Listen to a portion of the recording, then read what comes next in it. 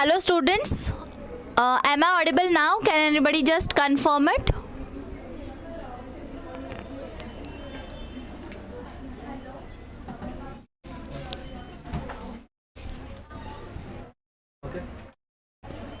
Hello students,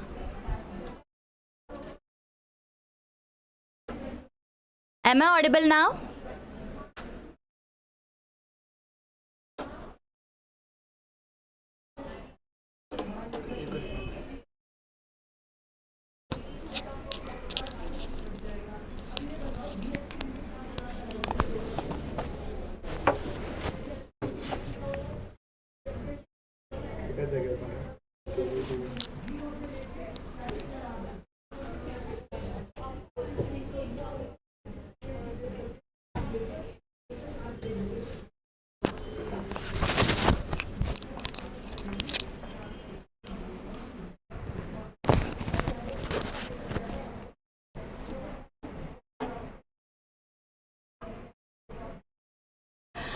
Okay, so I'm extremely sorry for the inconvenience caused to you all. Let's begin with the studies now. So yes, we were discussing about the English literature MCQs. So these all MCQs are based on the English literature. And what in English literature? The basic British literature we are talking about here. So as of now, we studied for so many different British literatures, okay? For example, we studied the ages of them. We started with the Old English, Old English age, then we also looked for the Middle English age, then we saw the age of Chaucer, and we also looked at the age of revival. So as of now, we have discussed maximum questions based on Old English literature as well as Middle English literature, plus the age of Chaucer. Now the time comes to learn some of the Old English literature as well as some of the Chaucerian literature, and with that we are going to add some questions which are based with age of revival. Okay, now as you all know that the age of revival is basically the Reformation age. So here a lot of political activities happened, lot of political events happened, because of which there were a lot of changes going on in the literature as well. So all these questions will be based on the historical background of the era. Okay, so let's look at some of the questions. So with that, let me just acknowledge everyone's comments here.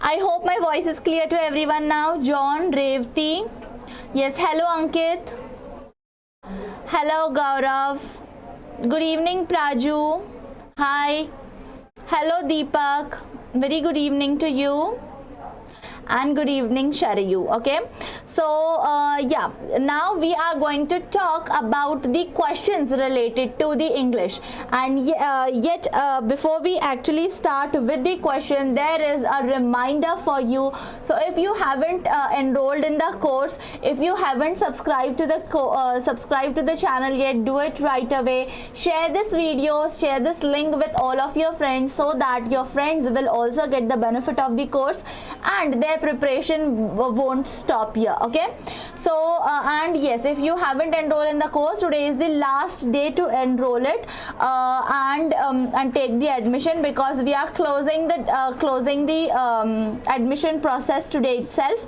So you can take the admission today. Today is the last date, remember that, and enroll it, because it is definitely going to help you out. So there are few students who have been telling me, ma'am, the dates are not declared yet, then what is the use of taking the admission? So in admission, in the course, you are going to learn a lot of things.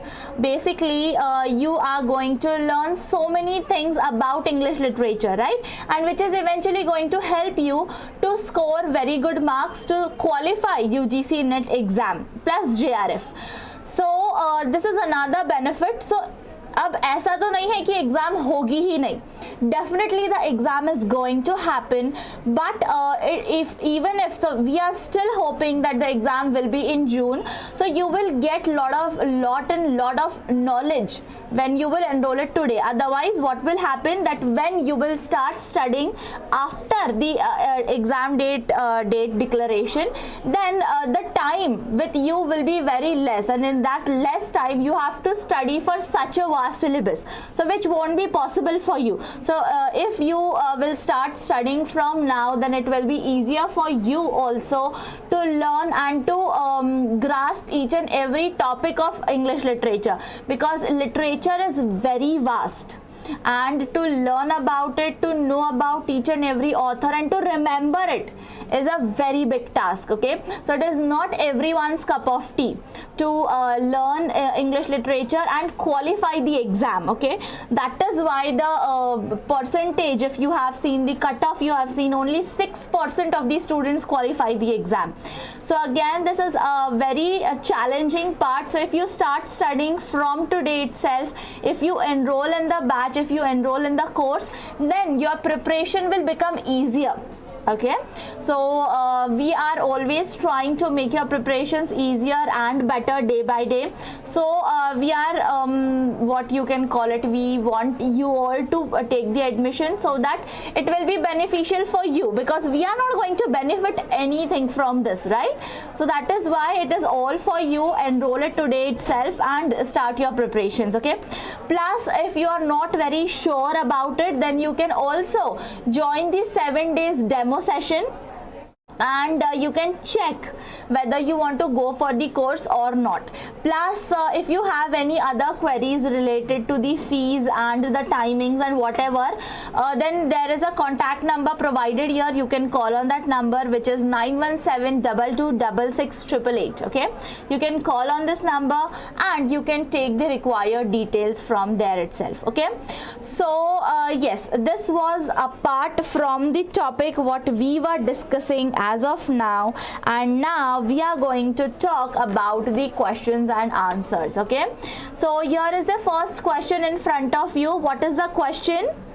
The question says, who wrote the 95 theses that questioned the practices and beliefs of the Catholic Church? Okay, so first of all you have to find out who was the person who wrote this 95 theses. Okay, for that let's look at some of the background. What is the background? So it is 95 theses. It was prepositions for debate concerned with the question of indulgence. Okay, what was there in these 95 theses? It was the preposition for debate concerned with the question of indulgence. So these 95 theses were written on the debate concerned with the question of indulgence. Okay, and written in Latin. First of all, this is another important information you have to remember, and possibly posted by Martin Luther. Okay, so here you got your answer. Who wrote these 95 theses? It was Martin Luther. When he wrote it on the, so basically on the door of the Schlosskirche, that is Castle Church, Wittenberg, on October 31, 1517. Okay, so this is another important information that you should remember. And this event came to be considered the beginning of the Protestant Reformation. Okay, so what was this called as? It was the Protestant Reformation, Protestant change that you will find here. Okay, so now the answer for this particular question is Martin Luther. Got it? But with that, as I always tell you, also look for the background of it. Okay, just don't only pay attention, don't only focus on the answer. With the answer, also try to learn about this background. So for example, now the one question was asked that who wrote 95 theses. Next time they might ask when it was written. So you also might know that it was written on 31st October 1517. Okay, plus where it was written on the door of Schlosskirche. which is in English it is called as Castle Church. Okay, and what happened because of that? It began, the beginning of the Protestant Reformation started. Okay,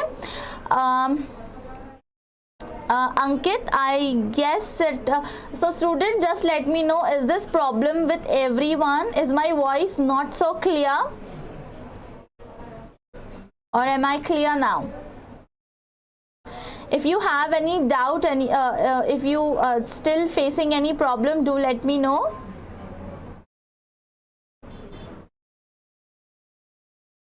Okay, so till the time we will move ahead and look at the next question. So here is the next question. So let's pay attention.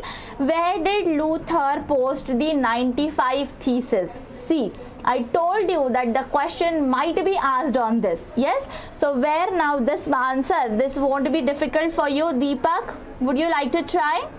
Praju, Shariyu, Kajal, Ankit, just try it. Revati, Gaurav, John. Okay, try it. What will be the answer?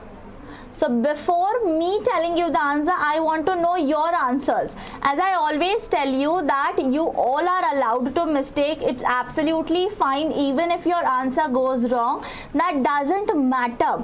Why that doesn't matter? Because here you are going to get to know the correct answer as well. Yes, so that is why it's absolutely fine even if your answer goes wrong, because here you are allowed to make mistake.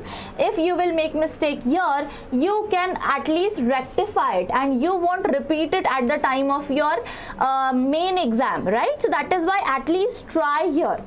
Your answer might also be right. Okay, see, so Deepak, absolutely correct. So the answer is option number B, on the door of the Castle Church in Wittenberg, Germany. Okay, got it? What will be the answer? Yes, Sharyu, absolutely correct. Yeah, correct, right. So yeah, let's look at the next question now. So the next question says, which one of the following quotations is the first thesis statement Luther wanted to discuss? Okay, so for that we will just pay attention to first 5 theses. Okay, we cannot actually discuss all the 95 theses here. That you can do it on your own, but we will talk about most important 5 theses, okay, from which maximum number of questions are being asked. So the first thesis, which says that when our Lord and Master Jesus Christ said, repent. Okay, what does it said? Repent. He willed the entire life of believers to be one of repentance. Okay, that is first thesis, in which what actually Luther expresses. So Luther expresses confidence in his arguments because he claims they are based in scripture. Okay, so while the 95 theses were conceived as a call for debate, Luther treats the first 4 theses as statements of fact and the foundation of his overall argument. Okay, so basically this is the confidence that he is showing with his argument. So Martin Luther, you can be know about him or his theses with this context. Okay, so this was the thesis number 1. The second thesis talks about that this word cannot be understood as referring to the sacrament of penance, that is confession and satisfaction as admired by the clergy. Okay, so that is the second thesis. Just remember the names of the theses, that is also more than enough. Third thesis talks about, yet it does not mean solely inner repentance. Such inner repentance is worthless unless it produces various outward mortification of the flesh. Okay, so here he is talking about our outward appearance as well as our inner appearance. Okay, then we are going to talk about thesis 26. What this thesis talks about? The Pope grants remission to souls in purgatory not by the power of the keys, which he does not have, but by way of intercessions for them. Okay, so this is thesis number 26, which is another important thesis, plus the last thesis, which is thesis 27, which talks about as soon as the money clings into the chest, the soul flies out of purgatory. Okay, and it is quoted in thesis 27 by John Tetzel. Okay, remember this as well. So now here when we talk about the quotation, so here they are asking about the first thesis, which we have already read. Now it will become easier for you to get to remember the answer. So Christians should be exhorted to be diligent in following Christ, their head, through penalties, death and hell. No, this was not the first thesis. When our Lord and Master Jesus Christ said, repent, what is the answer now? He willed the entire life of believers to be one of repentance. Now pay attention here. Is this the first line? Repent. Yes, absolutely correct. Means what will be the answer? It will be answer number 2. Got the answer? So now don't waste time in reading the next two options, because we already know that these answers are not the correct ones. So why to waste time when we have already got the correct answer? Yes, so that is why ignore the option number rest two options. Okay, let's move ahead.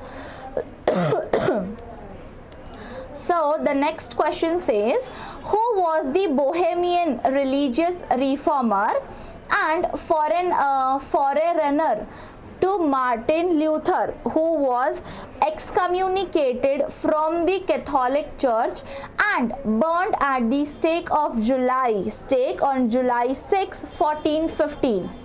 Who was that person? It was actually Jan Hus. Jan Hus or Jan Hus, you can call it by any name. So what was this actually Bohemian Reformation? Let's know about it a little bit.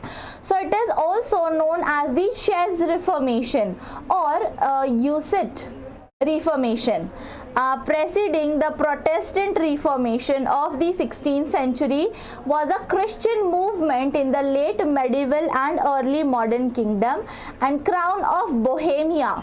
Mostly what is now recent India, it is Czech Republic. Okay, you might have heard it. So earlier it was called as the Bohemia. Okay. So, and Silesia, significant impact on the historical development of Central Europe and is considered one of the most important religious, social, intellectual and political movements and early modern period. Okay, so the Bohemian Reformation produced the first national church separate from Roman authority in the history of Western Christianity. The first apocalyptic religious movement of the early modern period and the first pacifist protest church was in this age or in this Reformation as well. Okay, so this is the background of the Bohemian Reformation, and who was the person who was the Bohemian religious reformer? It was Jan Hus. Okay, got it?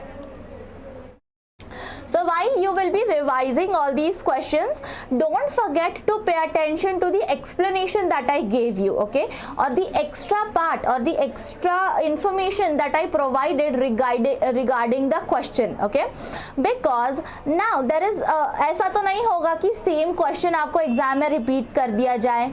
Yes, so but they might give you something related to it. So if you know all the related aspects of that particular thing, then it will be easier for you to give any particular question which comes on that topic. Yes, so that is why also pay attention to the background as well. Now look at the next question. What is our next question? So in 1520, Martin Luther leveled an attack of the Roman Catholic system of sacraments in the treatise called the Babylonian Captivity of the Church. So which one of the options below was not included in his indictment? Okay, so which one is not?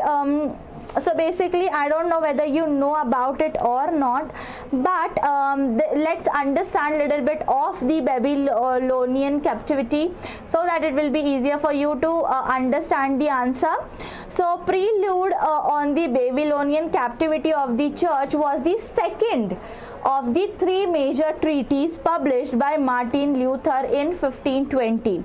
So coming after the address of the Christian nobility of the German nation and before on the freedom of the Christians. Okay, so it basically focused on the German Christian nobility of the German nation, and it was before on the freedom of the Christians. Okay, so remember this is the background of the Babylonian captivity. So what will be the answer now? So it is obviously the baptism of infants as a sign and seal of the covenant. Now what is baptism? It is the conversion of from one caste to the another, okay, or one religion to the another religion. Got it? Okay, now pay attention to the next question.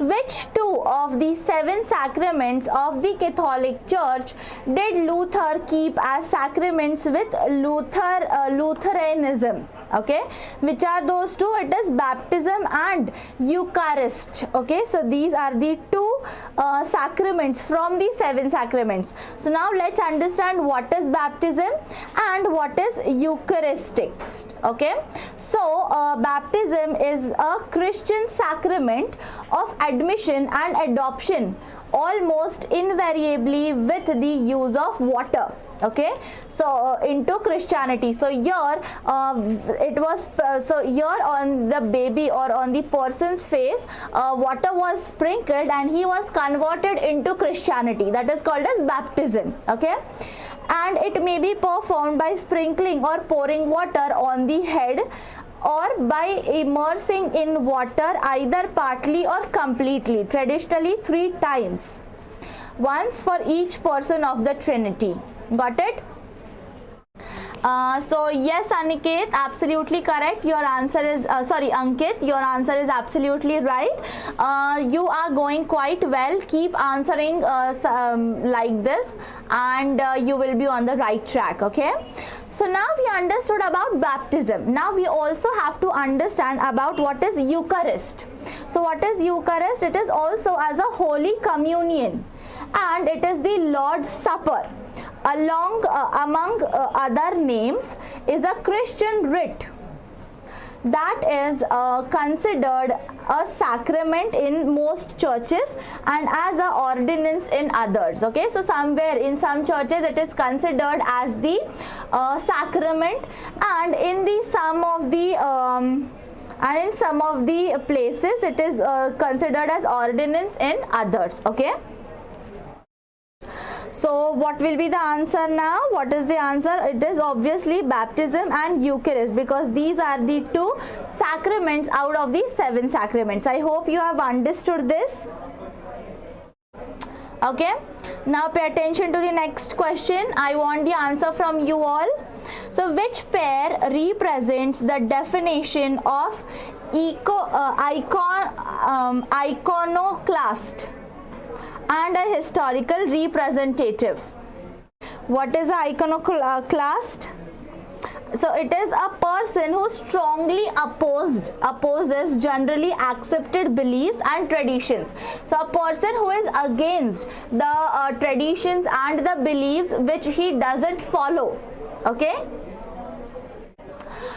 Yes, Kajal, I completely understand that it is little difficult to remember all these names, but these were the incidents, these were the events that happened in the past, so we have to remember them as it is. Okay, so you will not find much of the questions on the political background of this part, but there are some questions which are framed on this. Okay, so this is just for practice and you still have a lot of time with you, so even if you read some of these terms slowly and gradually, you will start remembering those. Okay, so for this I'll give you one strategy to follow. So what you can do is every day make this a habit that every day you have to remember at least 5 events or 5 such terms which you find it difficult. So for example, baptism, for example, Eucharist, for example, now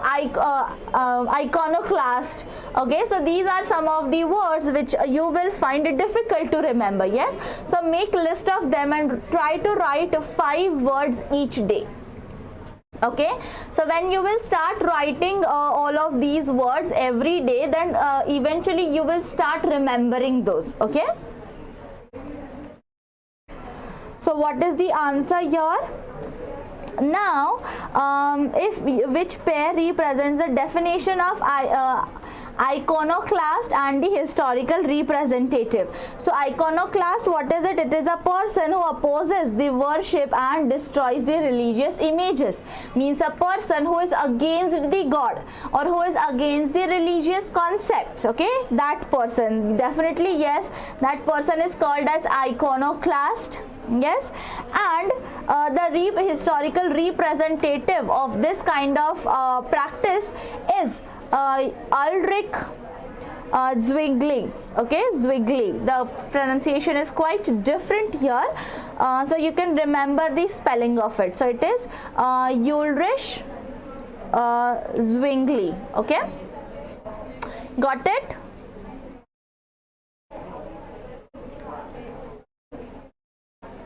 Now pay attention to the next question. What is our next question?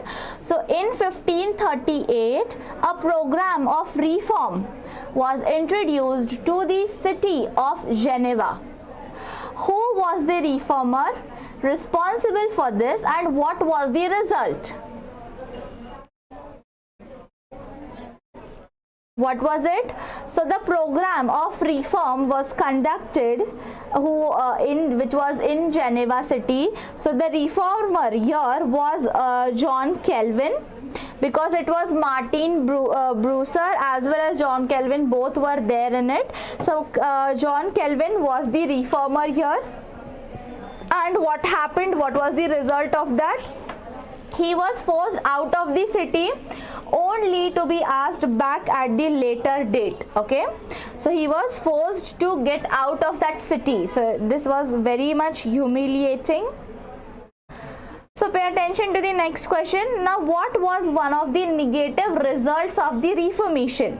What was the negative result of it? So there were a lot of negative results. So here you can see that the Protestant Reformation took place. First of all, it took place in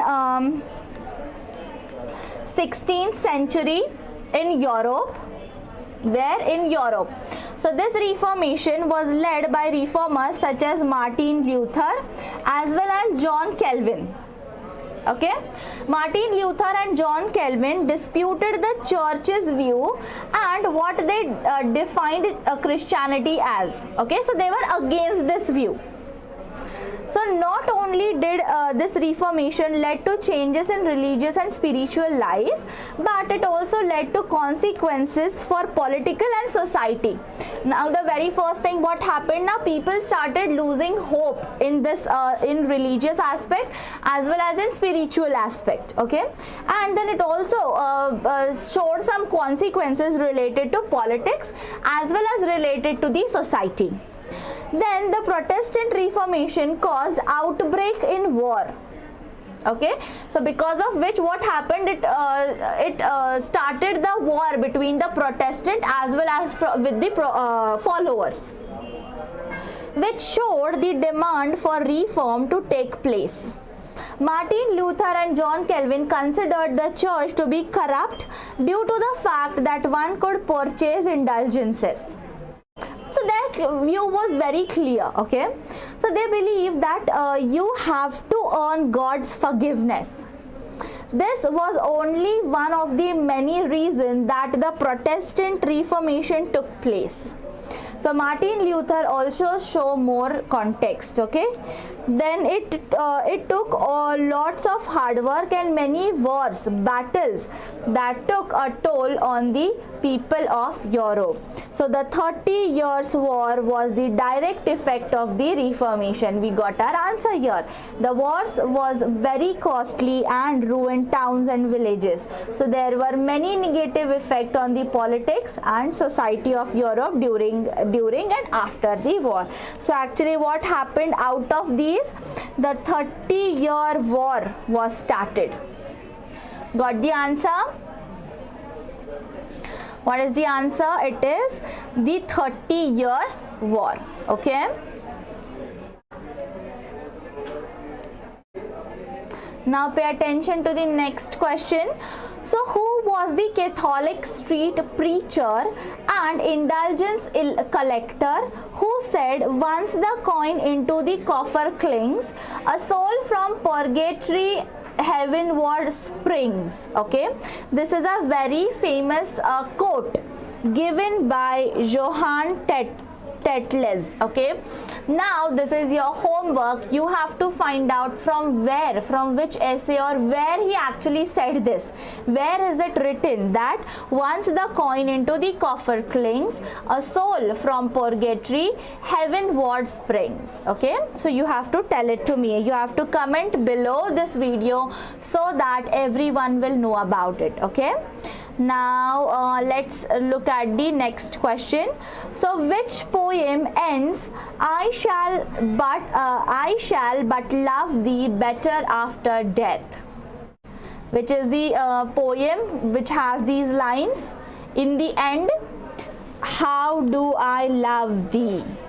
And and who is the author of this particular poem? Who can tell me who is the poet of this poem?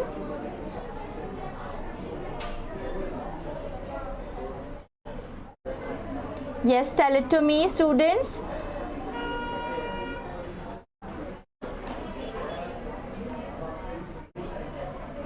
Who is the author of How Do I Love Thee?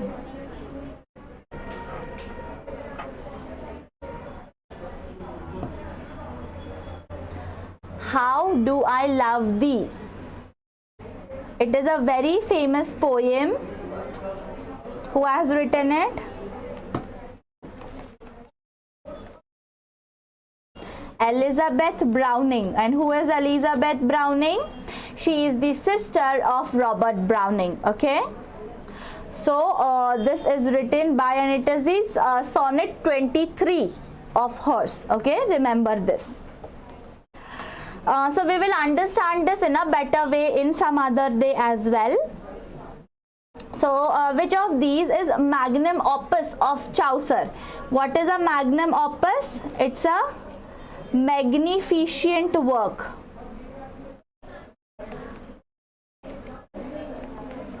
Or which is a very fantastic work, or which is a very unique work, or which is very famous, or the masterpiece you can call it. Masterpiece of Chaucer, which is called as the magnum opus of Chaucer. This I have explained it to you several times when I taught you about Chaucer. Which is it? It is the Canterbury Tales. Yes, so Canterbury Tales is basically a very famous tale written, or the work written by Geoffrey Chaucer, and there are plenty of questions which are asked on this. So if you haven't read about the Canterbury Tales as of now, do it right away, because it is very important part of your English studies. Okay, and it is also very interesting. Okay, now let's move ahead and look at the next question. So Chaucer's Franklin was guilty of which sin? So Chaucer's character, there is one character of Chaucer, that is Franklin. So he was guilty of which sin? Which is the sin that he is guilty of? Who can tell me? Does anybody know about the answer?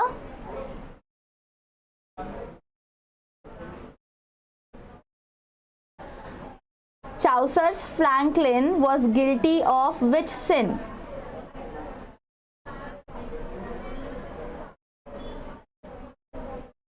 Yes? I'm waiting for your answer, students.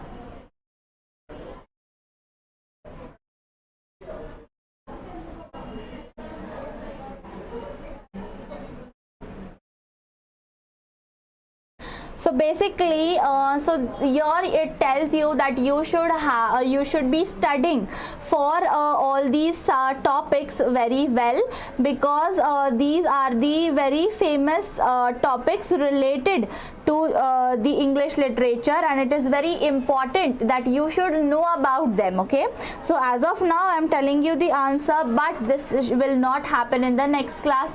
You have to give me the answers for all the questions. Okay, so what is the answer? It is the gluttony. Okay, so it is the gluttony, that this is the sin that Franklin was guilty about. Okay, and now the last question, now we are going to talk about the second last question of the day. What is this question? Which hero made his earliest appearance in Celtic literature before becoming a staple subject in French, English and German literature? So first of all, you should know about the Celtic literature. What is this Celtic literature? It is the body of writings composed in Gaelic and languages derived from it. For example, Scottish Gaelic and Manx. So these are the different languages which are apart from German, English, French and in Welsh and its sisters languages, that is Breton and Cornish. Okay, so these are very, what you can call it, these are the very old languages. And for writings in English by Irish, Scottish and Welsh authors, see English literature. Okay, so for them it is English literature. So who was the author? It was the Arthur. Okay, so Arthur was the hero, made his earliest appearance in Celtic literature. Okay, and now we will look at the last question of the day. What is the last question? So towards the close of which century did English replace French as the language of conducting business in parliament and in court of law? This I already told you. In which century this actually happened? This started in the which century? In the 14th century. It's basically started from the 14th century. Okay, remember this. I hope it is clear to everyone. So these were the questions based on the topic that we have discussed today. So from Monday onwards, so tomorrow there won't be any lecture. So from Monday onwards we will be starting the further part. So from Monday we will be having another lecture series. So now PYQs are over and we will start with the lecture series. We will learn the further part of the Age of Revival. Okay, we will continue our studies and then we will look for the question and answers. Okay, I hope each and every question is clear to everyone. If you have any doubts, any queries, do let me know. Do comment in the comment section and don't forget to like the channel. Okay, and till the time we meet next, happy learning.